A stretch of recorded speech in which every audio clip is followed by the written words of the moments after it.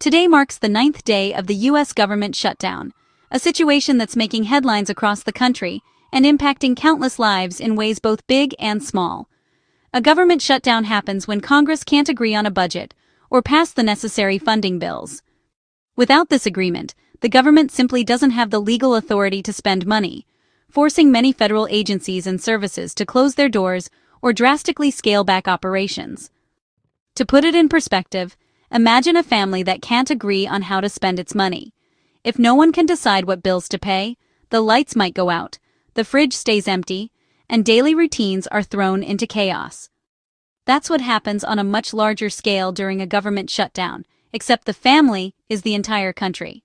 For the government, this means that while essential services like national security, air traffic control, and emergency response continue, the people providing these services often do so without pay.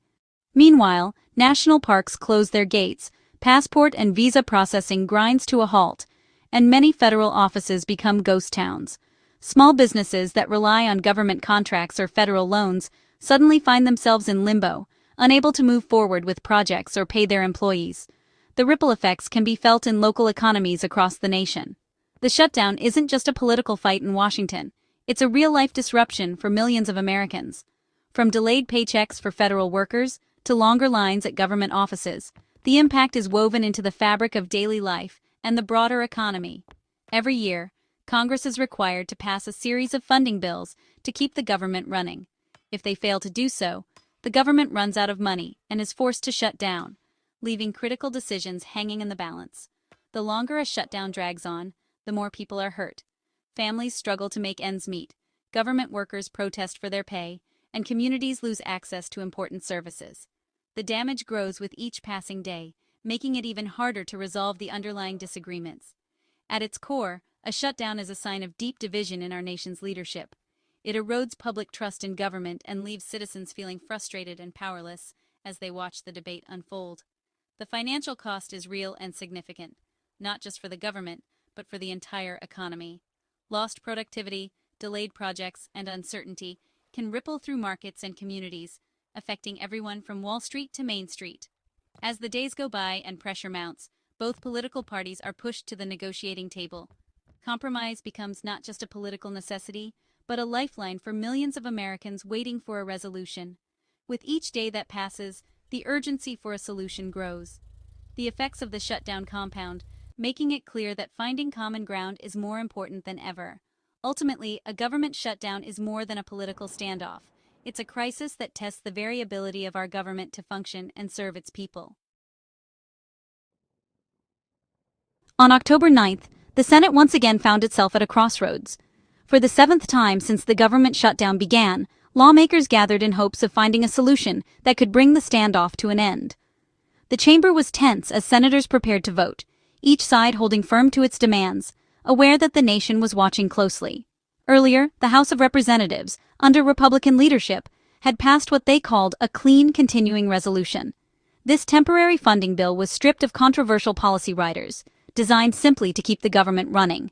The message was clear: reopen the government now and save the political battles for another day. But even this straightforward approach faced resistance. In the Senate, the bill needed 60 votes to advance. Despite efforts to rally support, only 54 senators voted in favor, 6 votes short of breaking the deadlock. The filibuster rule, a long-standing Senate tradition, requires a supermajority to move most legislation forward. With deep divisions between parties, reaching that threshold has become nearly impossible. As a result, the government remains shuttered. Offices that should be bustling with activity are silent, and the uncertainty grows with each passing day. Hundreds of thousands of federal workers are still furloughed, forced to stay home without pay, unsure when they'll be able to return to their jobs. Meanwhile, essential employees must continue working, but their paychecks have stopped, adding financial strain to an already stressful situation. The Senate is locked in a stalemate, with both parties refusing to compromise. The atmosphere is tense, and frustration is mounting on all sides. For families across the country, the failed vote brings more anxiety. Each day without a resolution means more uncertainty about paychecks, services, and the future. As the 9th day of the shutdown draws to a close, the Capitol remains mostly dark, and the halls of government are eerily quiet. there is still no agreement in sight. Political gridlock continues to keep the government closed, with no clear path forward. The pressure on lawmakers is intensifying as reporters press for answers and the public grows increasingly impatient. Across the nation, Americans are left waiting, hoping for a breakthrough, and wondering when their government will finally reopen its doors. The 54-45 vote reveals deep divisions in the Senate. Most senators stuck with their party, but a few crossed lines. 3 Democrats, Fetterman, Cortez Masto, and King, voted for the Republican bill, likely feeling pressure to end the shutdown. Their break shows not all Democrats agree on strategy. On the Republican side, Rand Paul voted no, demanding spending cuts instead of maintaining current levels. This highlights divisions within both parties. Some want to reopen government at any cost, others want policy changes. The situation is more complex than a simple party fight. Leaders need to build a coalition to reach 60 votes, but factions within each party make this difficult. Until a broad agreement is reached, the stalemate continues. The government remains closed and frustration grows. The path forward is uncertain.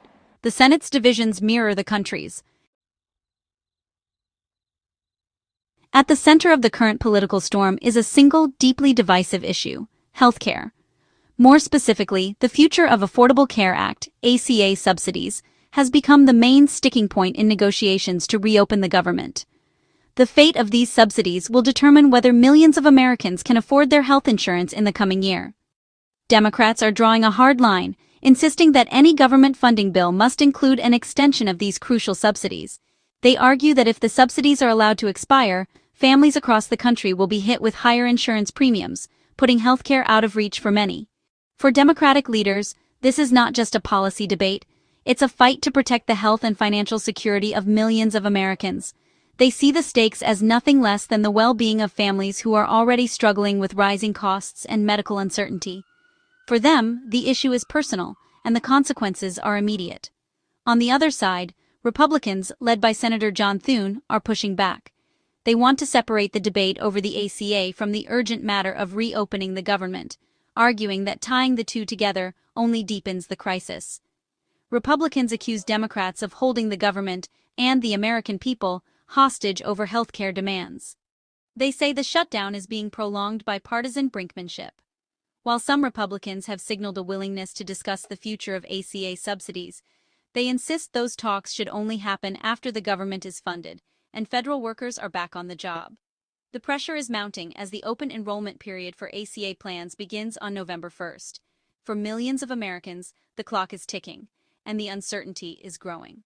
With both sides refusing to budge, the standoff has become a test of political will. Compromise seems out of reach, and the divide in Congress is as wide as ever. For Democrats, healthcare is a fundamental right and a non-negotiable part of any deal. They are determined to stand their ground, no matter the political cost. Republicans, meanwhile, are adamant that the government must be reopened first, before any further negotiations on healthcare can take place. The result is a deadlock: no deal, no funding, and a growing sense of frustration among the public as the shutdown drags on. At its core, the fight over healthcare is now the defining battle of this government shutdown, overshadowing all other issues. As deadlines loom and uncertainty grows, millions of Americans are left waiting, hoping for answers and for a resolution that will protect their health and their future. The Republican message is simple: reopen the government now. Led by John Thune, they push for a clean funding bill to get federal employees back to work. They argue policy debates, like healthcare, should happen after the government is running. Republicans blame Democrats for linking government funding to healthcare demands. The White House has threatened layoffs if the shutdown drags on, increasing pressure. Not all Republicans agree. Rand Paul wants spending cuts, complicating party unity. Leadership must keep their own members on board while negotiating with Democrats. The party's strategy is under strain. The challenge: unite Republicans and convince Democrats to act. For Democrats, the shutdown is about protecting ACA subsidies for millions. Chuck Schumer leads the charge, calling the issue life or death for working families. Polls show strong public support for extending subsidies, even among some Republicans. Democrats proposed a bill to fund government briefly and permanently extend subsidies, but it was rejected.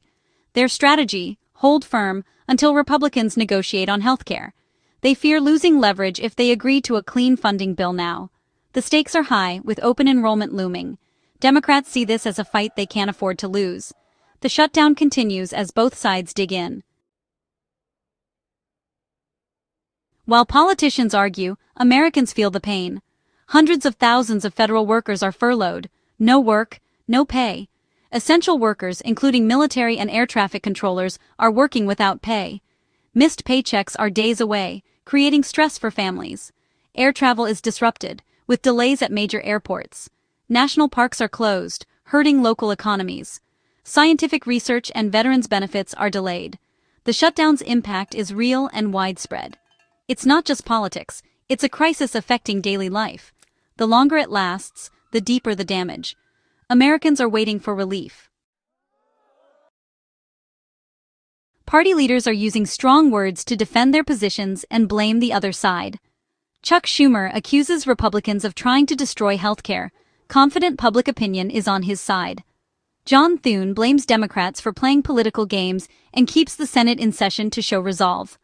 Vice President Vance and President Trump escalate rhetoric, threatening permanent layoffs.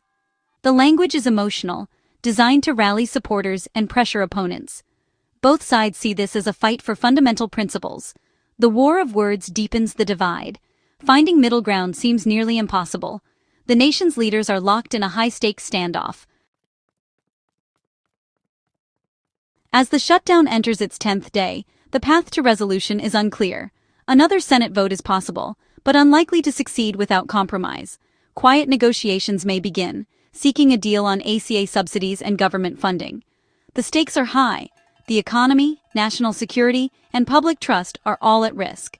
Missed military paychecks and ACA deadlines add pressure. The shutdown will end when one side decides compromise is less costly than continued conflict.